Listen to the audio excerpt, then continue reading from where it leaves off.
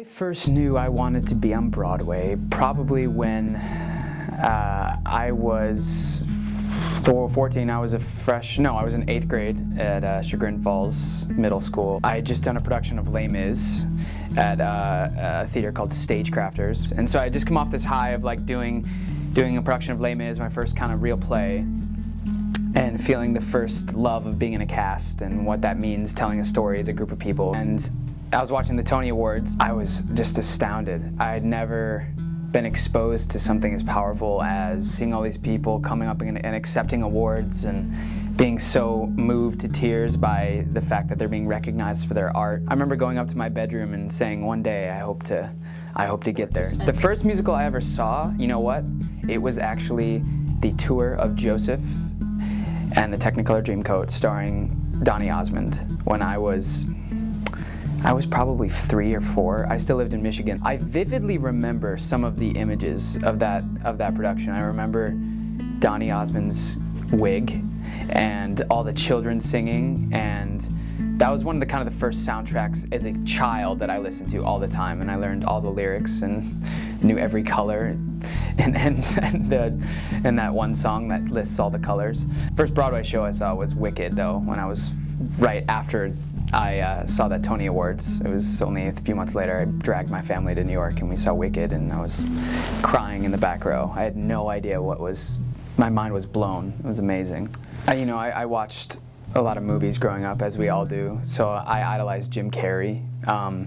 Probably more in my later years. I idolized Toy Story. Was always one of my favorite movies when I was a kid, so Tom Hanks to me was always so cool. There's a couple that started Stagecrafters, Jamie and Wendy Koth, who were kind of my first introduction to theater and to musical theater, and guided me in a lot of ways. And Yusef Hamid, and my choir teacher at Chagrin Falls High School, he was a mentor in a lot of ways. And I think Gaston he's at a crossroads in his life during this story, because he is on the brink of really becoming a man. And all the sense of being a man. One of my goals was for 25 is to kind of grow into the man that I want to be. So I think we're kind of both on the funny thing about it is I think the whole story is about Gigi and her being on the brink of womanhood and her kind of blossoming into womanhood, but I think Gaston is on the brink of manhood too.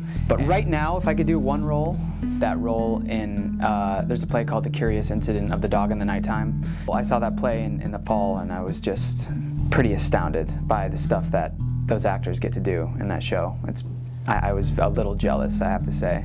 Les Mis was my first show I ever did, so someday, Jean Valjean, I'll do that someday. One of my favorite musicals is Floyd Collins, which is an Adam Guettel musical, which is the story of a man who was trapped in a cave in West Virginia, and how the community deals with it and how he deals with it, and it's not the happiest ending. He sings one of my favorite songs in the musical theater canon called How Glory Goes, and it's this beautiful prayer at the end of the show where he just kind of is questioning what heaven's gonna be like. That musical has never been on Broadway, and it's a tough musical, I think, to put on Broadway because there's not as much commercial appeal to it. But yeah, there's lots of times where I want to give up, and that's why you have friends and a wife and a puppy who you can come home to. It's really hard being an actor. Surrounding yourself with things outside of the business, for me, has been the most effective way to battle the attacks of the business being like, you're not good enough,